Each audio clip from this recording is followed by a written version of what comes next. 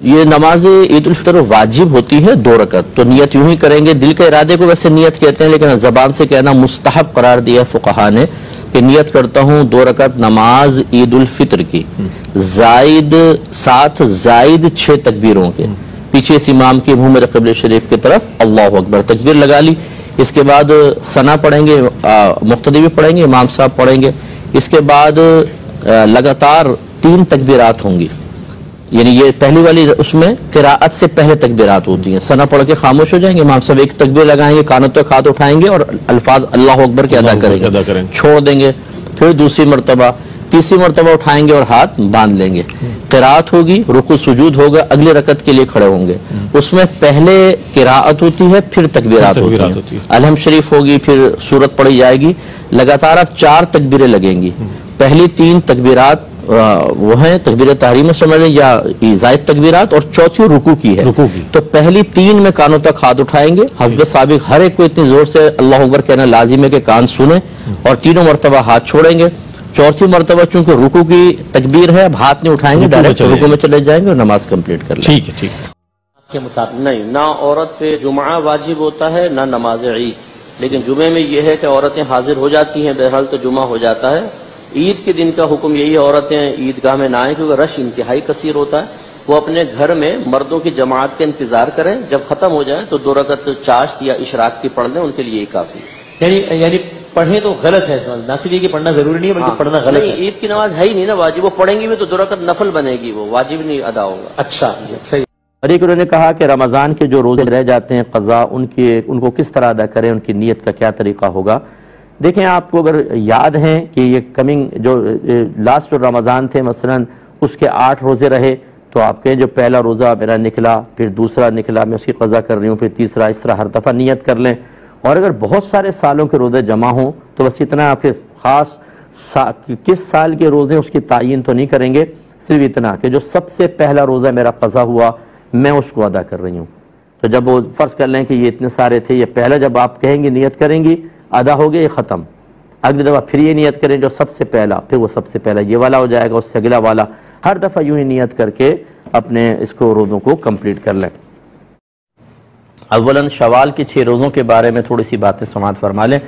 رحمت کونین صلی اللہ علیہ وسلم ارشاد فرماتے ہیں جس نے رمضان کے روزے رکھے اور پھر شوال میں، یعنی جو ابھی مہینہ چل رہا ہے شوال کا ہے، اس میں 6 روزے مزید رکھے تو گویا کہ اس نے پورے سال کے روزے رکھے. تو یہ 6 نفلی روزے ہوتے ہیں، نفل کی نیت سے رکھنے ہوں گے. جو ہماری بہنوں کے مخصوص ایام کے روزے رہ جاتے ہیں یا کسی کے عذر کی بنا پر رمضان کے روزے رہ گئے، وہ ایسا نہیں کر سکتا کہ ایک ہی روزے میں دونوں کی نیت کر لے کہ قضا بھی اور شوال کے بھی، نہیں، وہ علیحدہ رکھنے ہوں گے. یہ 6 روزے نفلی ہوتے ہیں. یہ خیال غلط ہے کہ عید کے دوسرے دن سے ان کا آغاز کرنا ضروری ہے، کوئی ضروری نہیں ہے، پورے مہینے میں جب چاہیں رکھیں. اور یہ خیال بھی غلط ہے کہ لگاتار رکھنے ہوں گے. آپ ایک روزہ رکھیں، 2 دن کا گیپ، پھر ایک روزہ رکھ لیں، 3 دن کا گیپ کریں. تو اس طریقے سے ایک ایک کر کے 6 کی تعداد آپ پوری کر لیں تو انشاءاللہ برکت حاصل ہو. یہاں یہ بچی نے پوچھا کہ یہ برے کام والے بعض اوقات کوئی غلط کام کر رہا ہو، پیسہ اس کے پاس ہے، وہ حج یا عمرے پہ پہنچ جاتے ہیں. ایک ہوتا ہے نیک پرہیزگار متقی، لیکن بیچارے کے پاس سرمایہ نہیں ہے، وہ ساری زندگی تڑپتا رہتا ہے. تو کیا یہ وہاں پر بلاوے سے پہنچتا ہے، اللہ بلاتا ہے تو پہنچیں گے، یا پیسہ اس میں کار فرما ہوتا ہے؟ دیکھیں، یہ قسمت کے معاملات ہیں. اللہ تبارک و تعالیٰ نے جس کی قسمت میں حج یا عمرہ لکھا ہے وہی کرے گا، اور یہ پیسے کے ساتھ مشروط نہیں. میں سینکڑوں کو جانتا ہوں، کروڑوں روپیہ، اربوں روپیہ پڑا ہوا ہے، لیکن حج یا عمرے کی توفیق نہیں ہوتی ہے، وہ پڑے رہتے ہیں. اور کتنے غریب ایسے ہوتے ہیں ان کا نام قرآن اندازی میں نکل آیا کیسے بھی، اور وہ فوراً حج یا عمرے کے لیے پہنچ جاتے ہیں. تو یہ اللہ کی طرف سے ہوتا ہے.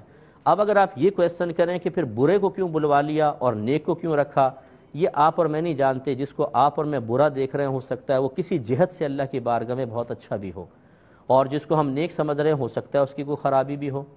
اور فرض کر لیں برا برائی ہے، کوئی نیکی نہیں ہے، اچھا اچھائی ہے، کوئی خرابی نہیں ہے، تب بھی ہم اللہ کو پابند نہیں کر سکتے کہ اللہ تعالیٰ برے کو نہ بھیجے اور نیک کو بھیجے. یہ اس کی مرضی ہے. وہ رب ہے ہمارا، خالق ہے، مالک ہے، وہ ہماری مرضی کے تابع نہیں ہے.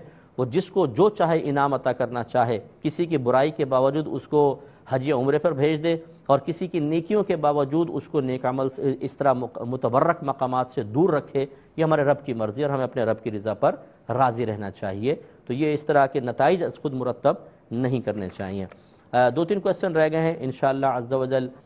پچھلے پروگرام کے میں لاسٹ میں ایک کوسچن کا جواب دے رہا تھا، بچی نے پوچھا تھا کہ بعض اوقات انسان برے عمل کرتا ہے لیکن پیسے ہوتے ہیں وہ حج پہ چلا جاتا ہے، ایک آدمی نیک ہوتا ہے پرہیزگار ہوتا ہے، پیسے نہیں ہوتے وہ نہیں جا پاتا، تو یہ کیا حج پر جو بلاوا ہے وہ اللہ کی طرف سے ہوتا ہے یا پیسے سے ہوتا ہے؟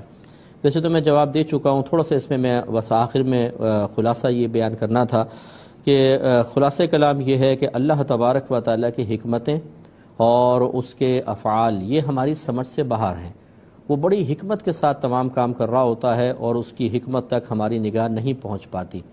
ہماری مثال بلا تمثیل ایسی ہی ہوتی ہے، بلا تمثیل میں کہہ رہا ہوں کہ قیاس نہیں کر رہا ہوں، کہ ماں باپ بعض اوقات خاندان میں کوئی فیصلہ کر رہے ہوتے ہیں اور ہم جب چھوٹے چھوٹے ہوتے ہیں تو ہمیں کچھ سمجھ میں نہیں آ رہا ہوتا کہ یہ فلاں سے مل رہے ہیں، فلاں سے قطع تعلق کر رہے ہیں، فلاں کو زیادہ پیسے دیتے ہیں، فلاں کو کم تحفے دیتے ہیں، ایسا کیوں ہو رہا ہے، ہمیں سمجھ میں نہیں آتا۔